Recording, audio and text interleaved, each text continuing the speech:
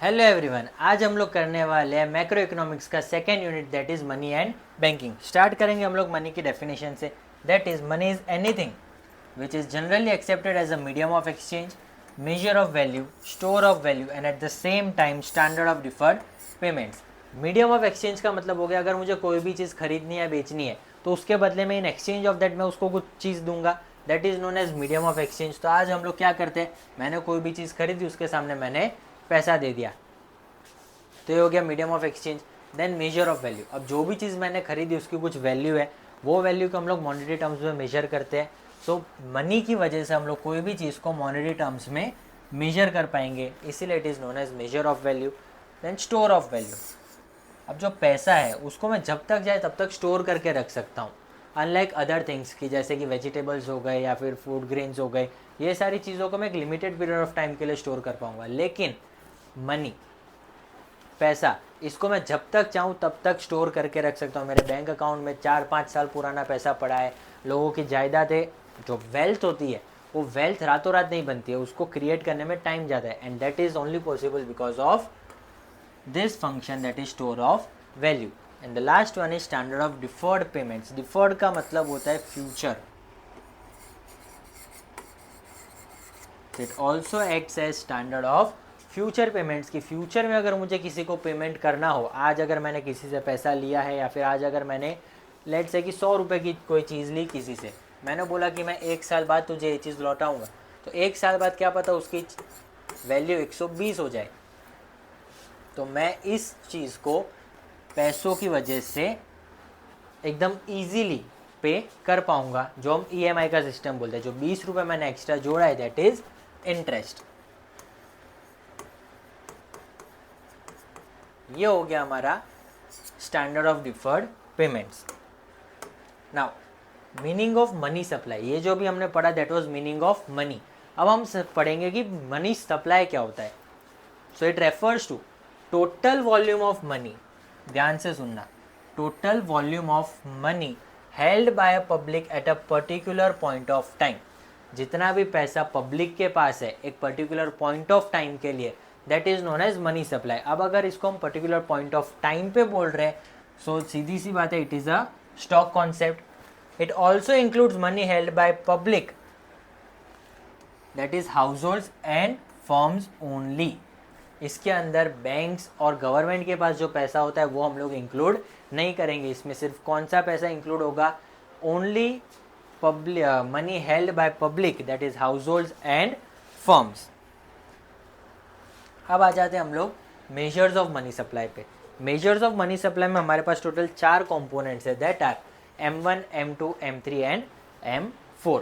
M1 के अंदर major of money supply में हमें सिर्फ M1 लिखना है, जिसके अंदर आएगा currency with public, demand deposits with bank and other deposits with RBI। अब ये 3 चीज़ें क्या होती है ध्यान से समझो। Currency and coins with public, जिसके अंदर पेपर नोट्स आ जाएंगे, कॉइन्स आ जाएंगे that are held by public at a particular point of time. Paper notes के अंदर 500, 200, 100, 50, 20, 10 एंड कॉइन्स के अंदर 1, 2, 5, 10 एंड 20। ये सारे नोट्स एंड कॉइन्स इंक्लूड हो जाएंगे किसके अंदर, currency and coins held by public. It is also known as fiat money, it is also known as fiat money as it is issued by the order from the government. ये चीज़ ध्यान रखना, MCQs में आ सकती है कि fiat money क्या होता है या फिर what is known as fiat money. Because it is issued by the order from government, इसीलिए it is known as fiat money. It is also known as legal tender money because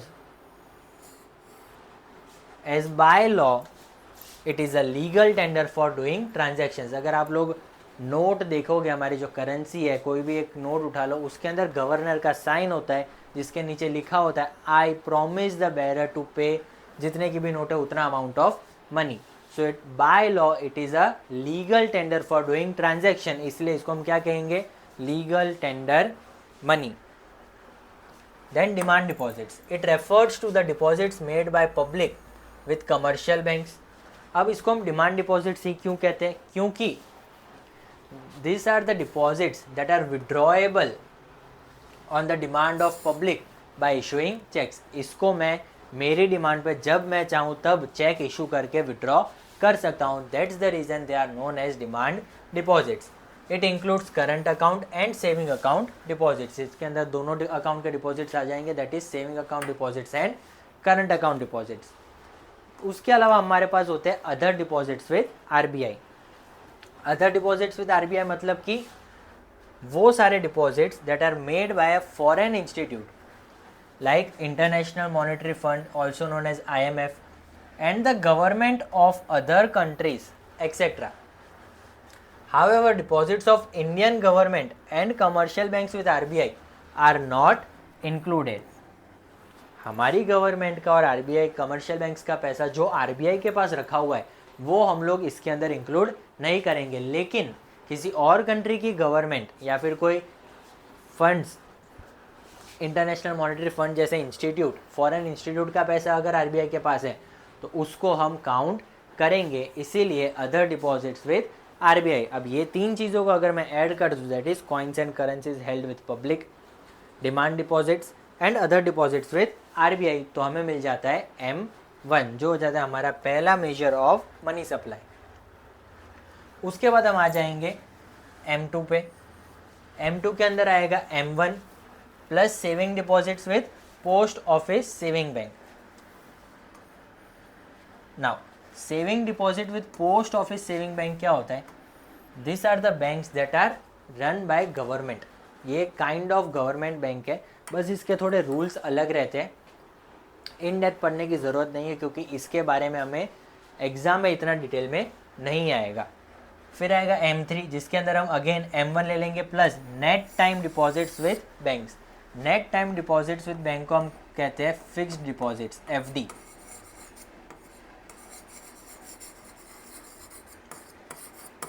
तो fixed deposits plus M1 को कर दो तो हमें मिल जाता है M3.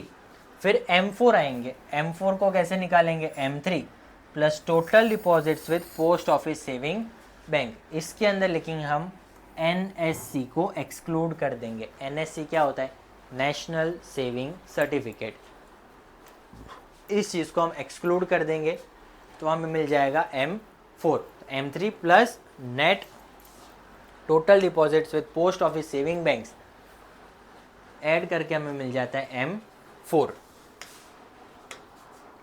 Now ये चीज़ ध्यान रखना, जैसे जैसे हम लोग नीचे की तरफ जाते जाएंगे वैसे वैसे हमारी लिक्विडिटी जो होती है वो कम होती जाएगी. कैसे? ध्यान से सुनो. Higher you go the measure of money supply less the liquidity. क्योंकि M1 is the most liquid form of money supply and M4 is the least liquid form of money supply. ध्यान से देखो, M1 के अंदर मेरे पास coins and currencies with public है, demand deposits है जो मैं मेरे डिमांड पे विड्रॉ कर सकता हूँ, and other deposits with RBI. तो ये सबसे लिक्विड फॉर्म हुआ क्योंकि ये इसके अंदर मेन तो डिमांड डिपॉजिट्स आ गए and currency and coins held with public आ गया. उसके अगर नीचे चला जाऊँ तो थोड़ी लिक्विडिटी कम हो जाएगी क्योंकि यहाँ पे आ जाता है saving deposits with post office saving bank. इसके अंदर मैं मेरी इच्छा से, मेरे डिमांड से विड्रॉ नहीं कर पाऊँगा. अगेन अगर मैं थोड़ा और नीचे आ जाऊँ M3 में तो फिक्स डिपॉजिट आ जाएगा. एक पर्टिकुलर टाइम पीरियड के लिए मेरा उतना पैसा ब्लॉक हो गया तो अगेन लिक्विडिटी और कम हो गई. M4 के अंदर तो सारी चीज़ें आ गई. तो बट ऑब्वियस है सबसे ज़्यादा लिक्विड मेजर कौन सा हुआ? M1. और सबसे कम लिक्विड मेजर कौन सा हुआ? M4. So M1 is the most liquid form of money supply and M4 is the least liquid form of money supply. M1 and M2 are also known as narrow money, and whereas M3 and M4 are also known as broad money supply concepts. क्योंकि M1 और M2 के अंदर इतनी सारी चीज़ें नहीं आती है, वहीं M3 और M4 के अंदर fix deposits, other deposits with RBI भी आ गया, M1 M2 के सारे कंपोनेंट्स आ गए, plus post office saving bank and fix deposits, ये सारी चीज़ें भी आ गई. तो सबसे ब्रॉडर कॉन्सेप्ट कौन सा हुआ? M3 and M4. M1 और M2 क्या हो गया? सबसे नैरो मनी कॉन्सेप्ट. ये हो गया हमारा मनी चैप्टर ख़त्म. अब आ जाओ बैंकिंग पे.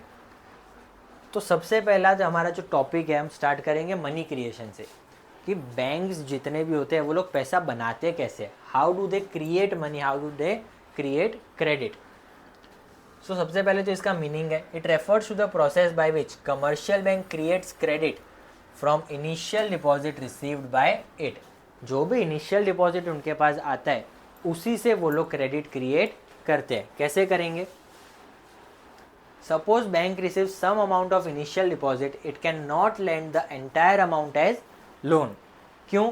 Because it is legally compulsory for bank to keep some part of the initial deposit as a reserve and this is also known as legal reserve ratio, जिसको हम कहते हैं LRR। LRR क्या होता है? Legal reserve ratio. जो भी bank के पास इनिशियल डिपॉजिट आती है वो पूरा का पूरा पैसा लोन नहीं दे सकता है, उसमें से कुछ अमाउंट उसे अपने पास एज अ रिजर्व रखना पड़ेगा। That is known as legal reserve ratio. अब जो परसेंटेज है that is decided by RBI. RBI decide करेगी कि कितना पोर्शन आपको बैंक के पास रिजर्व रखना है और कितना बैंक आगे लोन दे पाएगी। इस कॉन्सेप्ट को समझने के लिए दो एजम्पशन है, that is all the banks are one unit. जितने भी बैंक्स है all the banks are one unit and all the transactions are routed through bank. मैं कोई भी ट्रांजेक्शन करूंगा सारे के सारे transactions are routed through bank. यहाँ पे कहीं पे भी कैश इन्वॉल्व नहीं होगा। समझते हैं? देखो, बैंक के पास इनिशियल में 1000 रुपये आए।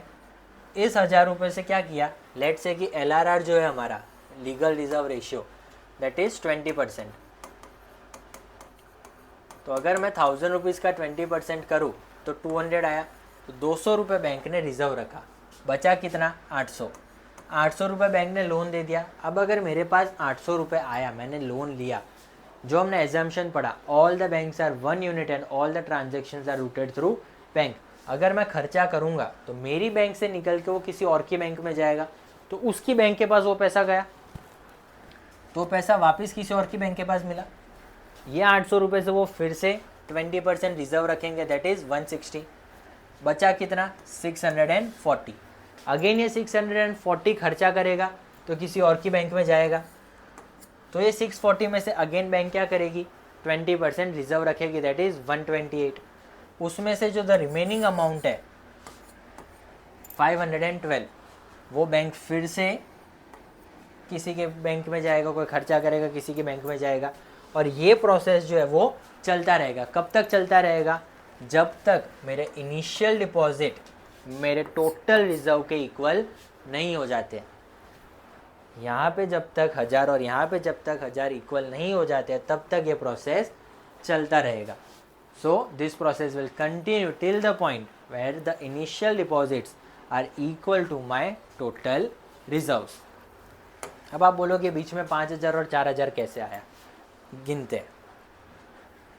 सबसे पहले this is known as money multiplier of और डिपॉजिट मल्टीप्लायर। इसका डेफिनेशन है, it refers to total number of times या total amount of times that the banks are able to multiply an initial deposit received by them by keeping some part as reserve। इसका formula है 1/LRR। तो अगर मैं 1/20% करता हूँ वो मुझे मिलेगा 1/0.2 that is equivalent to 5 times.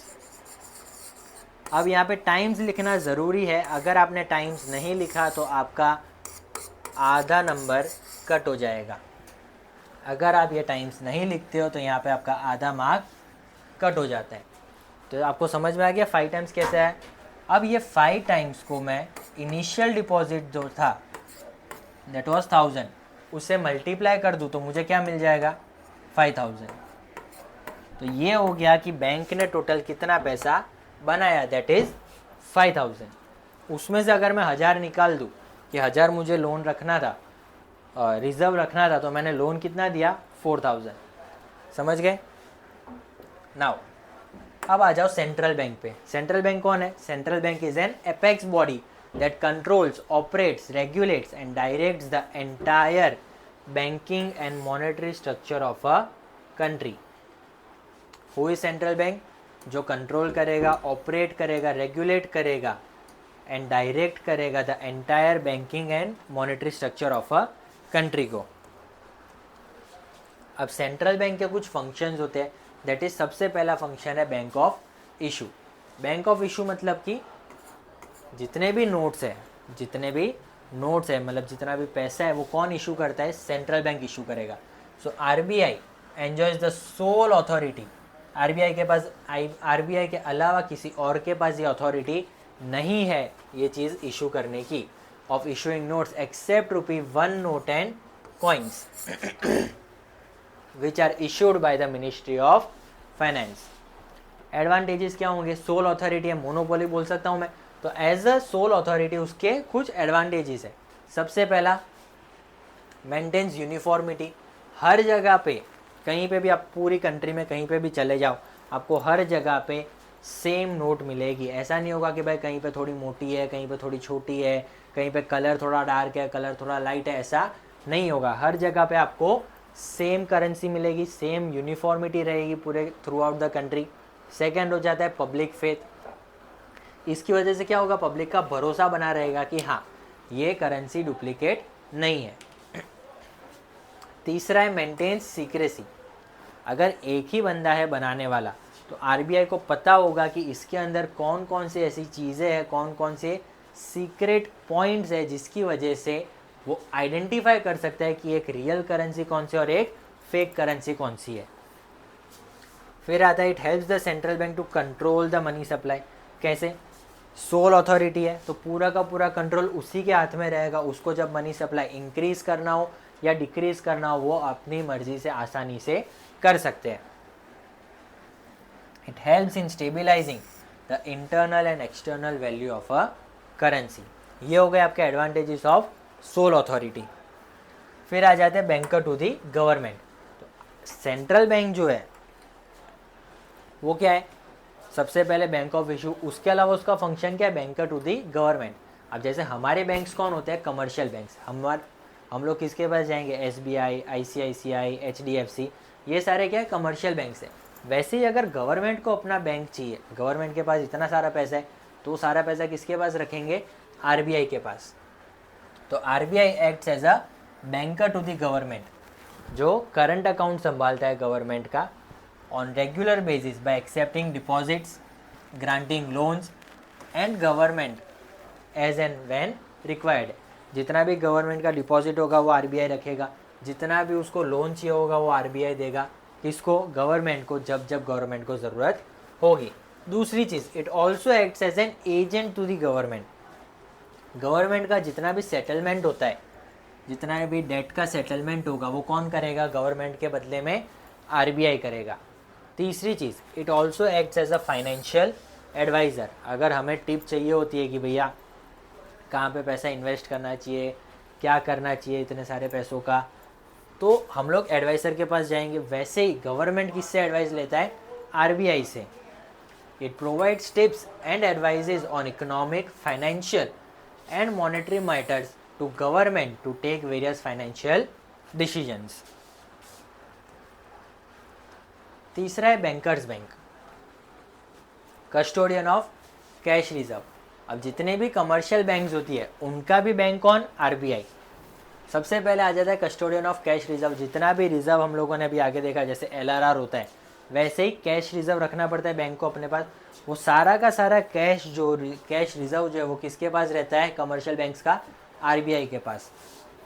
Lender of last resort, जब सारे दरवाजे बंद हो जाएंगे, जब कमर्शियल बैंक के पास कोई ऑप्शन नहीं बचेगा, तब एट दी एंड लास्ट में कौन हेल्प करेगा? आरबीआई। इसलिए it is also known as lender of last resort. फिर एक क्लियरिंग हाउस।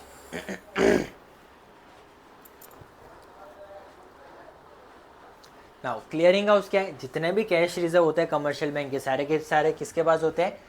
आरबीआई के पास। सो आरबीआई के लिए वो चीज़ ईजी हो जाती है to act as a clearing house. कैसे? It settles the payment of commercial banks on each other by doing debit and credit entries in their accounts।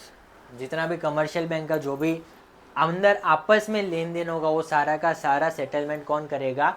RBI करेगा। And the fourth point is acts as a supervisor. Supervisor क्या करता है? नज़र रखता है कि सारे काम और फंक्शंस ठीक से हो रहे हैं कि नहीं। वैसे ही आरबीआई क्या करेगा?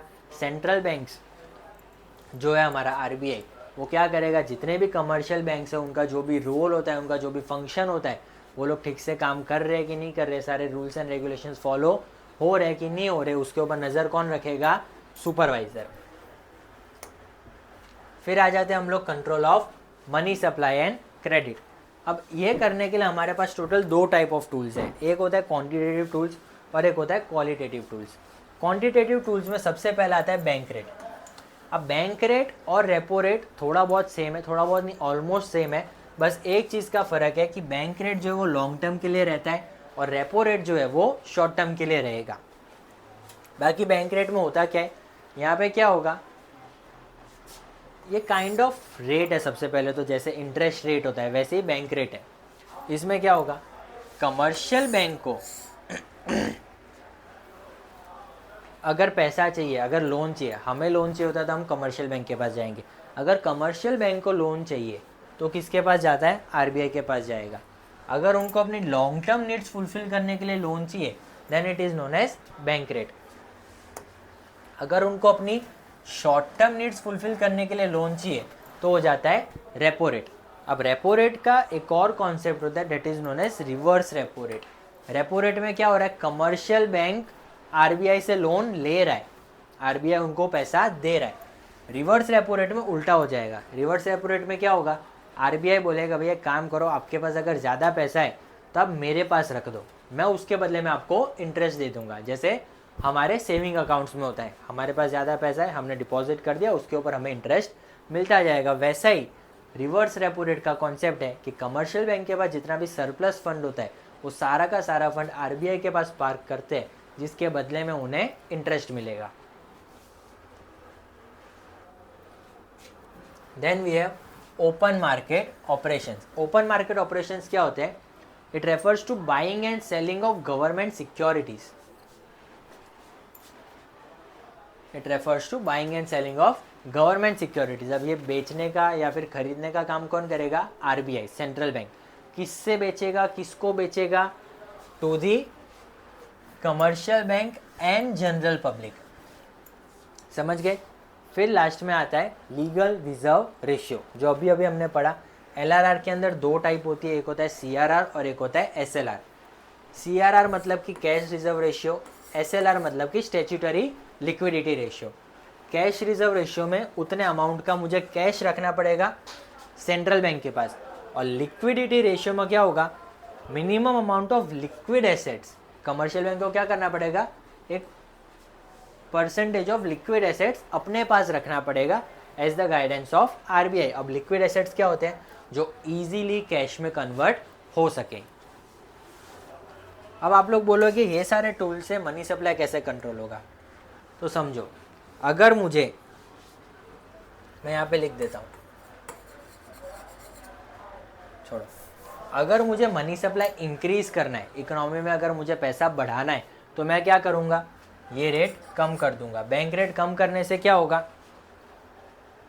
कि कमर्शियल बैंक ज़्यादा पैसा लेंगे, कमर्शियल बैंक ज़्यादा पैसा लेंगे तो मार्केट में मनी सप्लाई बढ़ जाएगा। वैसे अगर मुझे मनी सप्लाई कम करना होगा तो मैं इंक्रीज कर दूंगा।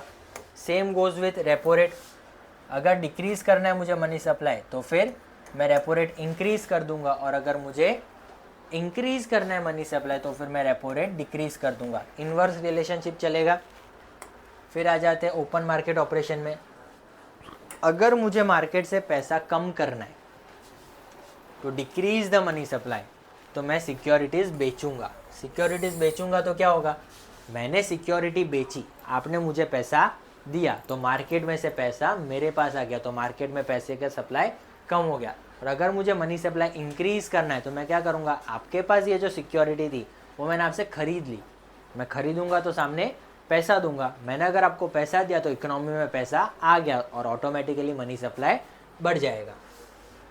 देन लीगल रिजर्व रेशियो, अगर मुझे ऐसा है कि मार्केट में मनी सप्लाई बढ़ाना है तो मैं एलआरआर को कम कर दूंगा, मैं 20% के जगह 10% कर दूंगा। तो सेंट्रल बैंक को, कमर्शियल बैंक्स को रिजर्व कम रखना पड़ेगा और वो लोन ज़्यादा दे पाएंगे। वैसे ही अगर मुझे मनी सप्लाई कम करना होगा तो मैं 20% की जगह 30% कर दूंगा, तो अब कमर्शियल बैंक्स को रिजर्व ज़्यादा रखना पड़ेगा और वो लोन कम दे पाएंगे। Then qualitative tools. Qualitative tools में 3 टाइप ऑफ टूल्स है। एक है मार्जिन रिक्वायरमेंट। मार्जिन रिक्वायरमेंट क्या होता है, मार्जिन रिक्वायरमेंट मतलब कि जब भी आप लोन लेने जाते हो तो लोन लेते टाइम बैंक आपसे हमेशा एक चीज़ मांगेगा जिसके बिना वो लोन नहीं देगा, दैट इज़ मॉर्गेज। गिरवी रखनी पड़ेगी आपको कोई चीज़। नाउ लेट्स से कि अगर आपको 1 करोड़ का लोन लेना है तो बैंक बोलेगा कि आप हमें 1.10 CR का कोई भी चीज़ एज अ मॉर्गेज हमारे पास रखना पड़ेगा। अब ये जो 1 करोड़ और 1,10,00,000 के बीच का डिफरेंस है, that is 10 lakh, that is known as margin requirement. The difference between loan and the mortgage value is known as margin requirement. अब आरबीआई क्या करता है, आरबीआई ने बोला कि मनी सप्लाई कम करना है, मतलब कि लोन ज़्यादा नहीं देना, तो ये लिमिट को इंक्रीज़ करके आरबीआई कर देगा 1.2 CR। तो ये लिमिट कितनी हो गई, 20 लाख की। और अगर मुझे मनी सप्लाई कम करना होगा तो आरबीआई क्या करेगा, इसको कम करके बोल देगा कि ठीक है 1 करोड़ का लोन चाहिए, आप उसके सामने मुझे 1 करोड़ की कोई चीज़ मॉर्गेज में दे दो।